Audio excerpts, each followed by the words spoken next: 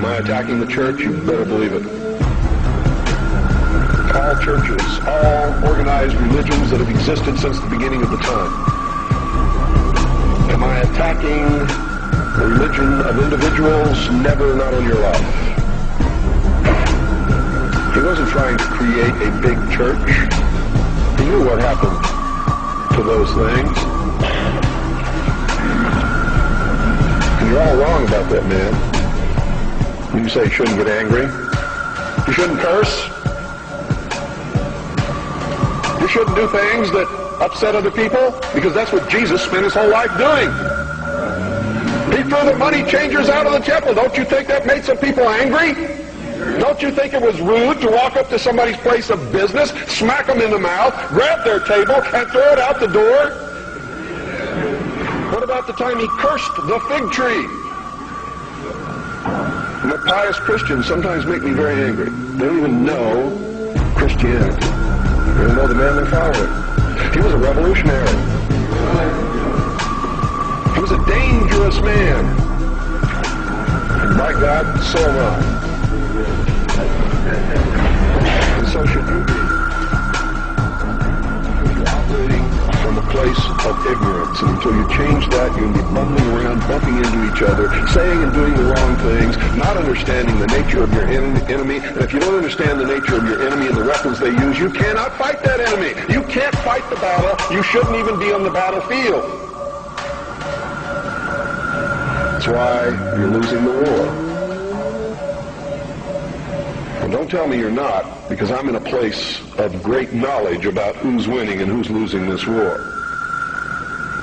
And I can assure you, you're losing the war. Doesn't mean it can't be turned around. But it'll never be turned around until you learn what you need to know. You don't even recognize half the weapons that they use against you. And some of them seem so insignificant that you don't even try.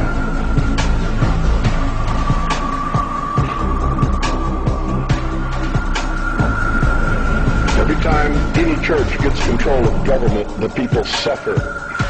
It has always happened. That's why our founding fathers established a country where that was not supposed to happen, where everybody was free to worship at the altar of their choice. And if you think they were all of one mind, you better think again. How many religions of the Protestant group do you think existed in this country when our founding fathers put together the Constitution?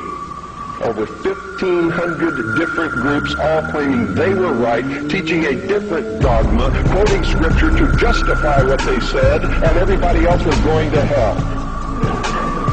So don't give me this Christian nation bullshit, because that's what it is. This nation reflected Christian values because the people who made up the government in the early days were Christian, but none of them agreed with each other, and they still don't today.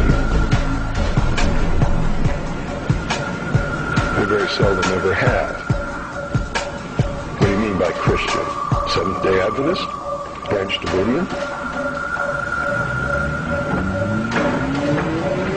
Need to do some serious evaluating, some very serious checking out of agendas.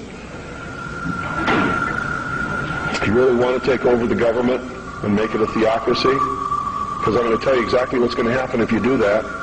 You're going to burn people at the stake who disagree with you. And if that happens, I'm going to have to take up arms all over again. And so will many of you, because you're going to be persecuted. You see?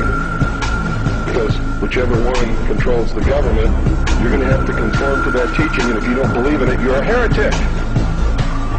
Do you understand what I'm talking about?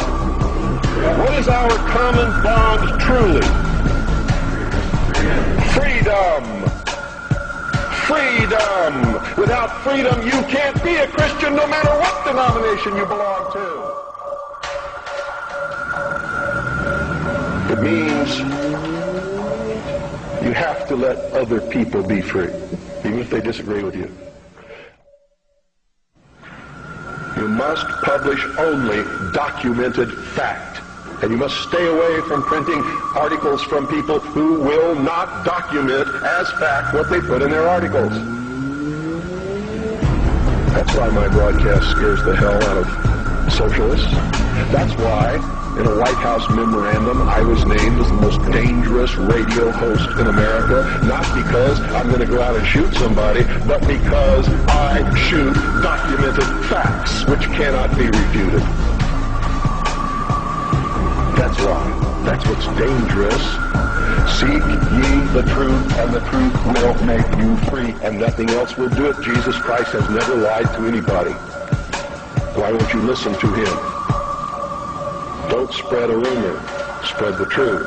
Document it. Prove it. Make it irrefutable, and you too will become dangerous to those who admire us in lies and enslave us.